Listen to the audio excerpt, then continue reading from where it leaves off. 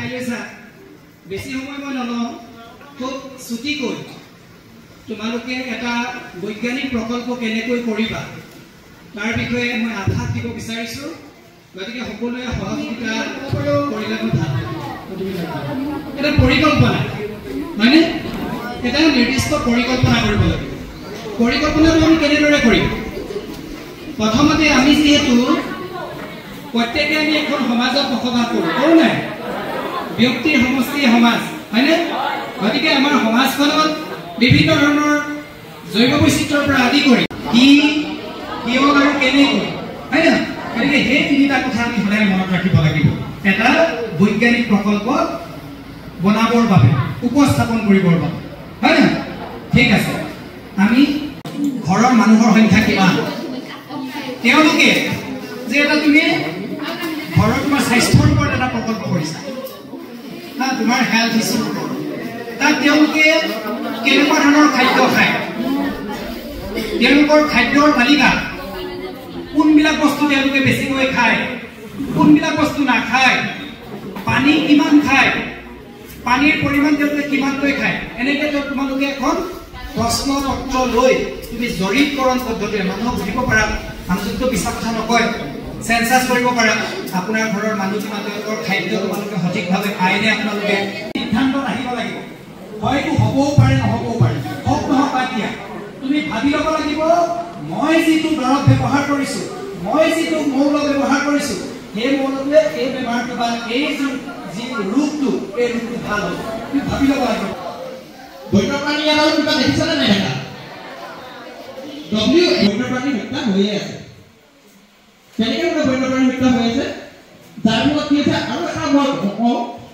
গোটেই পৃথিৱী জুৰি আটাইতকৈ বেছি কলা বজাৰ মানে নিষিদ্ধ বজাৰ যোনখন আছে প্ৰথম হৈছে ডাকছ বজাৰ তাৰপিছত আটাইতকৈ বেছি বজাৰখন চলে বন্যপ্ৰাণী বজাৰ অৰ্থাৎ আমাৰ ইয়াৰ পৰা যিখিনি হয় সেইখিনি মাৰি কিনি বেলেগত বিক্ৰী কৰা হয় সেইখন আমাৰ আটাইতকৈ ডাঙৰ কলা বজাৰ এখন চলি আছে গতিকে আমি কি কৰিব লাগিব বন্যপ্ৰাণী সুৰক্ষাৰ ক্ষেত্ৰত আমি কাম কৰিব লাগিব বন্যপ্ৰাণী সুৰক্ষা যদি আমি নিদিওঁ তেতিয়াহ'লে আমাৰ কি কি অসুবিধা হ'ব পাৰে একো নহয় কোৱা আগত চাৰে নাই বুলি ভাবিবা তাৰপিছত কোৱা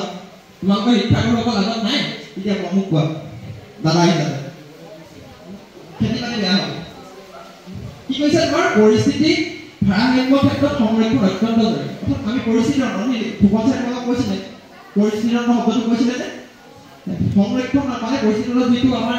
ভাৰসাম্য ৰক্ষা কৰিব লাগিব সেই ক্ষেত্ৰত কি হৈছে সংৰক্ষণ অত্যন্ত জৰুৰী একেবাৰে সহজ ভাষাত যদি মই তোমালোকক ক'ব যাওঁ তেতিয়া কি মানুহৰ অস্তিত্ব অৰ্থাৎ মই মোক জীয়াই ৰাখিবৰ কাৰণে মই বন্যপ্ৰাণী সংৰক্ষণ আজি তাৰিখত কৰিবই লাগিব মানুহ মাৰি ল'ব পাৰে মানুহে গড়টো চাবৰ কাৰণে উৎপাত কৰিছিলে হয়নে সেইকাৰণে মানুহে গড় মাৰে আমি তেতিয়া কি মানে বন বিভাগক খবৰ দিম আৰু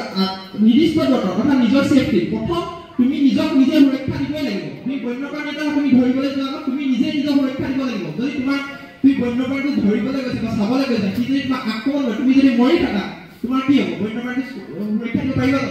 নোৱাৰো ইয়াত যিখন ফটো দেখিছা সেইখন মানে অজগৰ ৰেস্কিউ কৰিছিল অৰ্থাৎ উদ্ধাৰ কৰিছিল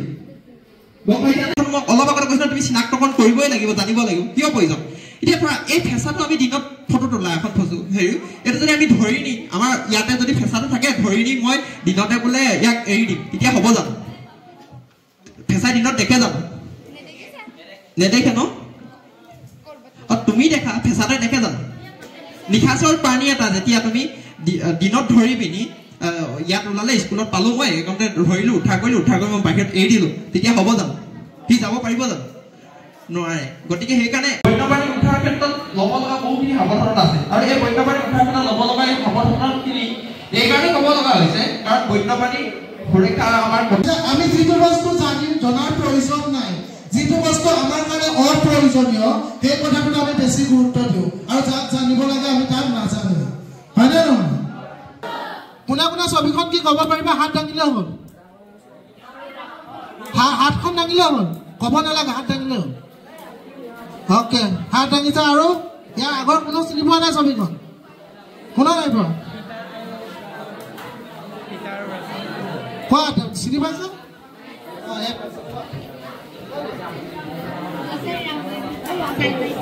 কথা আমি নতুনকৈ ভাবিবলৈ শিকো এইটো আমাৰ পৰম্পৰাগতভাৱে এটা কথা বুজাই অহা হয় আমি পৰম্পৰাগত মানে কি জানা নাই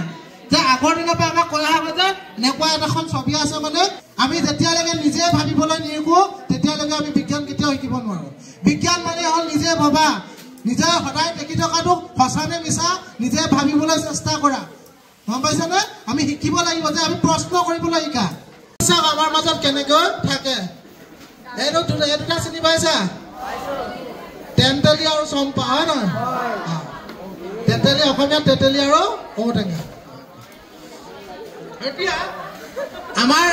অসমীয়াত এটা ফকৰা আছে আগফালে তেতেলি পাছফালে ও সেই ঘৰৰ গৃহত হল নেনো বা গৃহত মৰিল নেনো গম পাইছানে এতিয়া কেলে এই ফকৰাটোৰ কাৰণে বহুত মানুহে আমাৰ অসমত আগফালে তেতেলি গছ নুৰুৱে আৰু পাছফালে ঔটেঙা গছ নুৰুৱে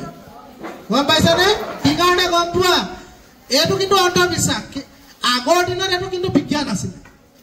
আগৰ দিনত কি হৈছিল তেতেলি খাবলৈ হৰিণা আহে হৰিণা আহিলে কি আহিব হৰিণা খাবলৈ কি আহিব বাঘ আহিব মানুহ ঘৰৰ লোকচান হ'ব মানুহ মাৰিব পাৰে পাছফালে চম্পা খাবলৈ কি আহিব হাতী আহিব ঔটেঙা খাবলৈ হাতী আহিব হাতী আহিলে ঘৰ ভাঙিব পাৰে হয় নহয় মানুহ ঘৰৰ লোকচান হ'ব কিন্তু এতিয়া তেনেকুৱা হয় জানো এপ্ৰিল মাহৰ পৰা জুলাই মাহলৈ আমি থলুৱা মাছবিলাক খাব নালাগে যি মিচিং ভাষা পঢ়িব পৰা পঢ়ি লোৱা এপ্ৰিল ধকে জুলাই ধকে কাফিলা অং অং দপে লিখা লাগি মানে পাইছা পাইছো কব হ'ব নাইলৈ পাইছো বুলি ভাবি লোৱা পাইছো ন এপ্ৰিলৰ পৰা জুলাইলৈ আমি থলুৱা মাছবিলাক খাব নালাগে লোকেল মাছবিলাক কেলে চোৱা তোমালোকৰ ককাহঁতি তোমালোকৰ তাঁতহঁতি কয় নাই যে আমি আগতে ইমান ডাঙৰ মাছ খাইছিলো আমুক আমুক মাছ খাইছিলো কয় নাই আমি দেখি পাওঁ জানো নাপাওঁ কিয় নাপাওঁ গম পোৱা আমি এনেকুৱা সময়ত কি হয় মাছৰ পোৱালি জগে পোনা মাছ ধৰি খামেই হয় নাই পোনা মাছ আমি খাই পেলাওঁ মাছৰ পেটত কি থাকে এতিয়া মাছ যিবিলাক মাছ ধৰিবা পুঠি মাছ খলিয়া মাছ পেটত কণী থাকে হয় নাই সেনে কণীও খাই পেলাওঁ মাছো খাই পেলাওঁ পোনাও খাই পেলাওঁ মাছ ক'ব থাকিব এতিয়া এপ্ৰিলৰ পৰা জুলাইলৈ মাছ মৰাটো আইনমতে দণ্ডনীয়